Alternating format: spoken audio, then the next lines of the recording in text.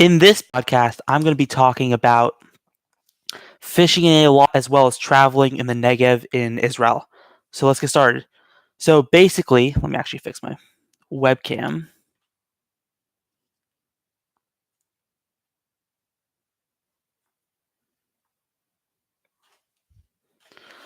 So last time we left off, we basically went from the northern part of Israel in a couple podcasts ago when we were talking about fishing for catfish.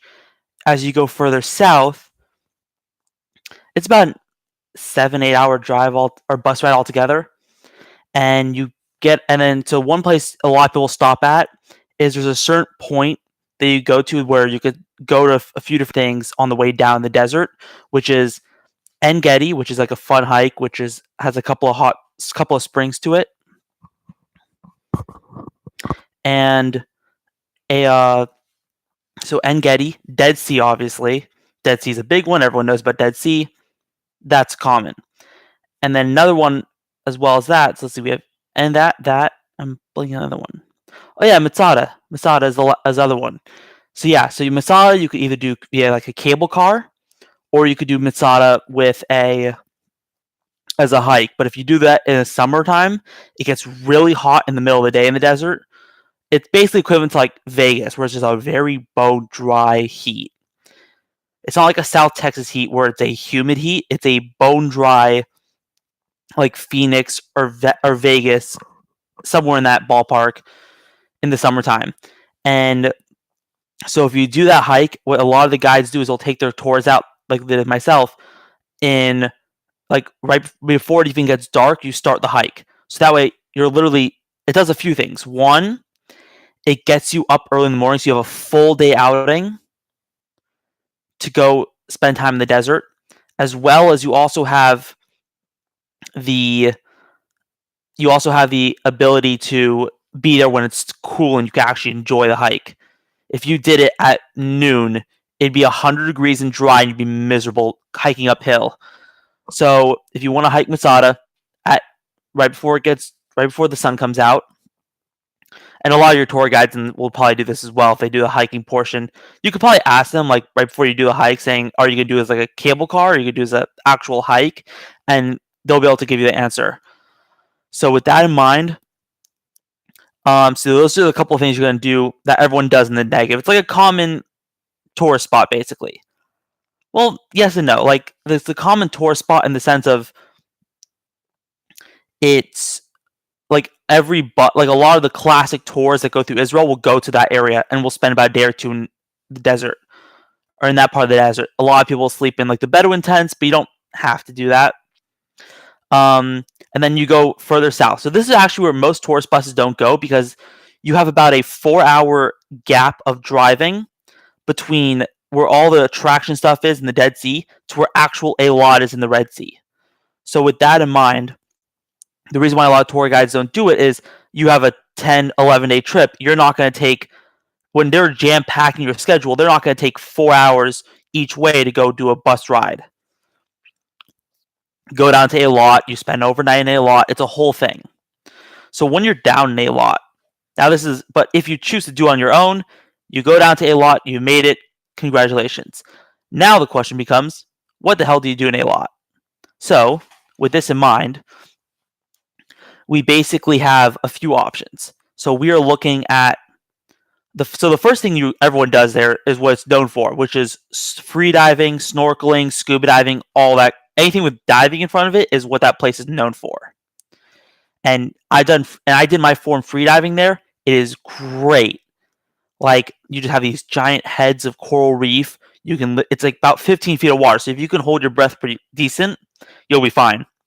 You don't even need to be like an expert free diver for this. It's just 15 feet, go down, look under the crevices for a couple seconds, pop up, and the water is super clear, so you can do that easily. So that's in the area in the southern part, right before you hit the Egyptian border, called it's a designated like dive park, and there's some nice parrotfish there. It's just a gorgeous area. The other thing you could do when you're in Eilat is they have let me clarify this. They have when you're in Eilat, they have the it's a part aquarium, part like underwater viewing port. It's not a very big aquarium, but what this viewporting is good for is if you have someone in your group that cannot for whatever reason like go and free dive. It's basically there's a set of stairs that you go down, and it goes underwater in a certain area. The only problem with that is you only have a few viewing ports that you can go out of when you're in this. I have the link below to the actual aquarium's website. But basically, yeah, so you basically go down a flight of stairs, and when you're down that flight of stairs, you have a couple of viewing ports, and that's it. So that covers your aquarium, that covers that. And then camel riding you could do anywhere in the desert. So I've seen people do camel riding in Eilat. You could probably grab a tour out of that if you want to go do there. But my advice, honestly, camel riding, I would rather do horse riding any day of the week. Like horse riding in the States, I've done it with some guys like Pennsylvania. It's way more enjoyable because when you do it with a proper guide in the States, like there won't be any ropes attached, and it's not like a little pony ride, and you actually have a level of movement because you're being guided and you have a proper guide with it. It's not that you have a proper guide with the camel riding, but here's the problem. It feels a bit cheesy and weird because when I did it, all the camels were roped together, like they were leashed together, and there was just one guy tugging it. The guy in front was just tugging it, so it just didn't feel natural when you go do that. It just didn't feel natural when you went to go out on the camels in the desert there. So now let me get to the actual fishing. What do you fish for in Eilat, and how do you do it, and all that crazy stuff? So, as the title of this podcast was to tell you, it's a microfishing place, because the honest truth is from the shore there isn't very much that is good. I tried throwing my main thought process going in was I'm going to try throwing like hard bait lures of all sizes.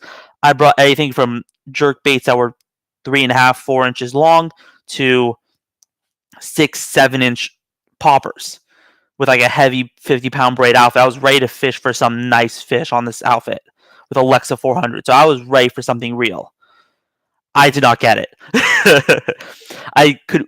So here's the thing. If you want to try to throw lures, test your luck, but they're mostly the year-round fish there for that is going to be houndfish, and they're very hesitant to bite a bait. If you ever fish for houndfish and you try to fish for them on artificial lures, it's very hard to get them to commit.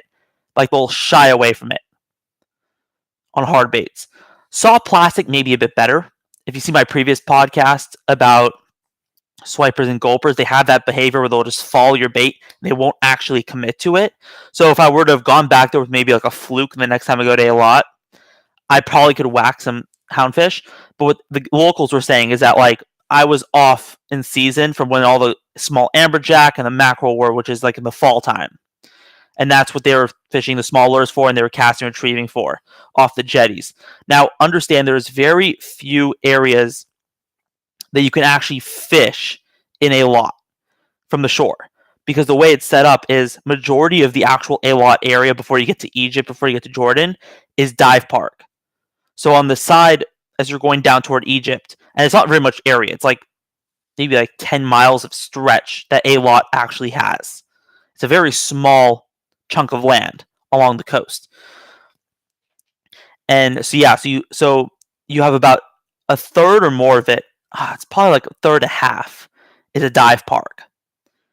And when you're at that dive park, you can't fish. So that cuts out like half your water you got to cover. So the main area that I found is there's this jetty toward the top of Eilat. So Eilat's like an arch like this. It's a curve.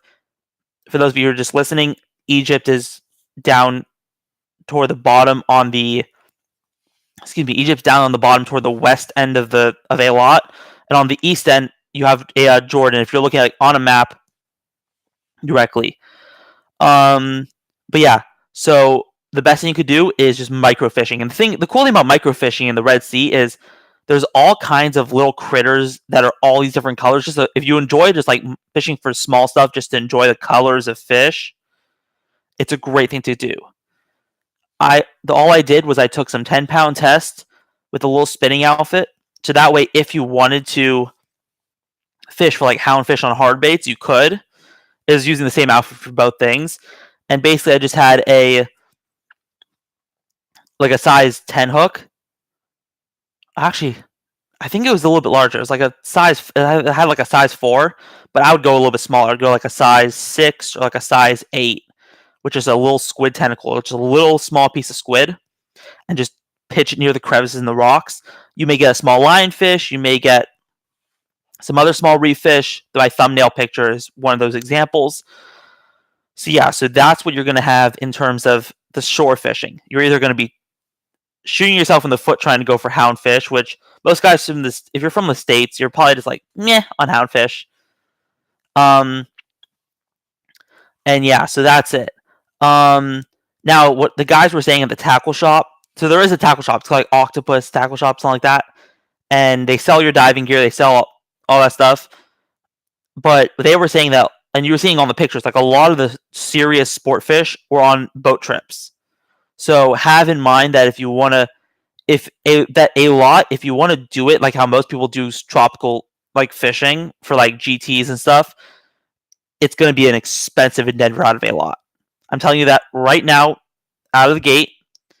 The reason why I prefer Tiberius as a fishing destination more than the Red Sea and Eilat is from the Red Sea and Eilat, it's very hard to get good shore fishing. Even like in the dive park, I saw that there was nothing really that you could like target. There was maybe one little grouper here, one little grouper there, and it's a bunch of houndfish.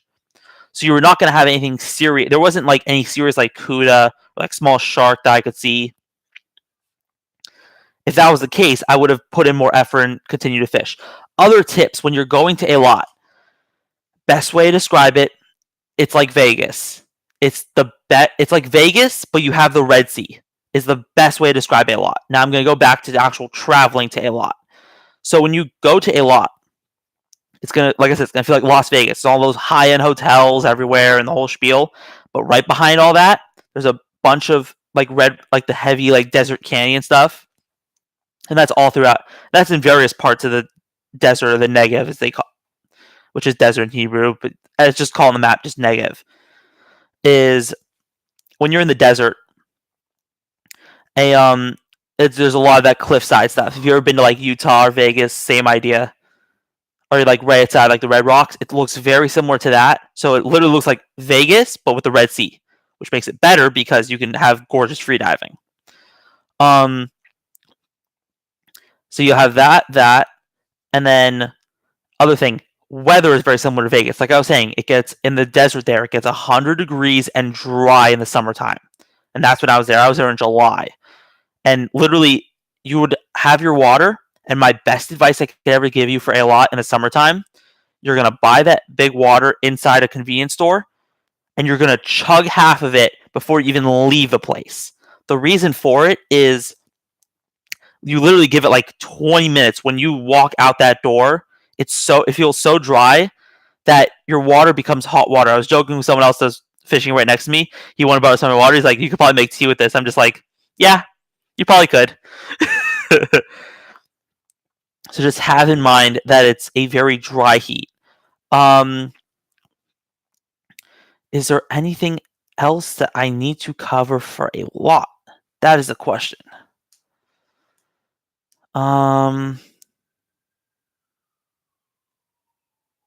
Hostels, there's a couple of hostels, but I didn't stay in any, so I wasn't there for very long. So that's just one other thing to know. And on top of that, you can take a bus there from Jerusalem Central Bus Station or a lot of other central bus stations. Grab a ticket to Eilat. That's the other thing I forgot to mention. And outside of that, subscribe to this channel if you want to hear more podcasts about traveling. Give this a like if you like freediving in coral reefs and freediving in the Red Sea. And a comment that or a question I'm gonna leave is where, if you've been to Israel, are there any tips you give anyone else in the comment section of this? Just out of curiosity. All right. Take care, guys.